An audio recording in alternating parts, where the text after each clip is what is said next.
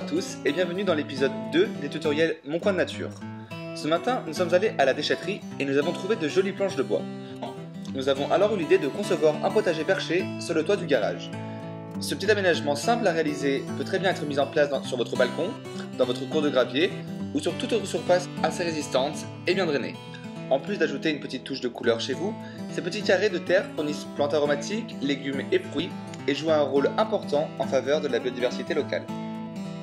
Maintenant que tout est dit, préparons notre matériel. Pour chaque bac, nous prévoyons une longueur d'1,20 m et une largeur de 80 cm. Nous scions les planches en conséquence. Celles-ci doivent être robustes, au minimum 3 cm d'épaisseur. Nous avons choisi une profondeur de 18 cm environ. Nous réutiliserons les chutes de bois en guise d'équerre pour consolider nos rectangles.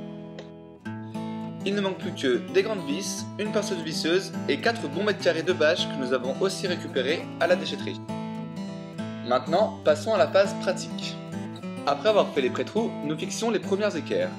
Nous lissons toutes les planches sur ces équerres de façon à obtenir des jolis angles droits, puis un rectangle bien solide. Et voilà, vous avez passé la première étape. Maintenant, il faut fixer la bâche pour retenir la terre tout en permettant à l'eau de s'écouler. Nous ajustons donc la bâche au fond du bac, puis nous l'agrafons à raison d'une agrafe les 15 cm. Ensuite, nous découpons la bâche à 3 cm du bord du bac et nous les perçons d'une vingtaine de petits trous. Nous passons ensuite à la troisième et dernière étape, le remplissage du bac, qui est aussi la plus physique. Et oui, il va falloir monter la terre sur le toit. Donc la première couche doit permettre à l'eau de s'écouler. On utilisera donc du sable, des graviers ou encore de la tuile concassée. Dans notre exemple, nous mettons 4 seaux de 10 litres de sable, soit un quart du mélange final. La terre, nous sommes allés la chercher sur un chantier tout près d'ici avec la permission du chef. Sinon, vous pouvez acheter du terreau ou utiliser votre propre compost. Cette fois-ci, 8 seaux seront nécessaires. En 33 ans, nous tombons sur une drôle de créature qui n'est autre que la chrysalide du sphinx du Liseron. Et oui, qui a dit que la ville n'abritait que des rats, des moineaux et des pigeons? Pour apporter plus d'éléments nutritifs, nous épandons 2 seaux de compost. Finalement, nous avons créé 3 rectangles de plantation.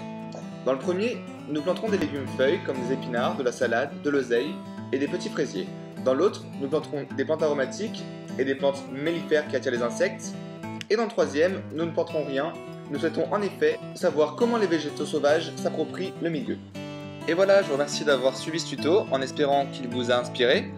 Et rendez-vous en mars pour le bilan de l'aménagement.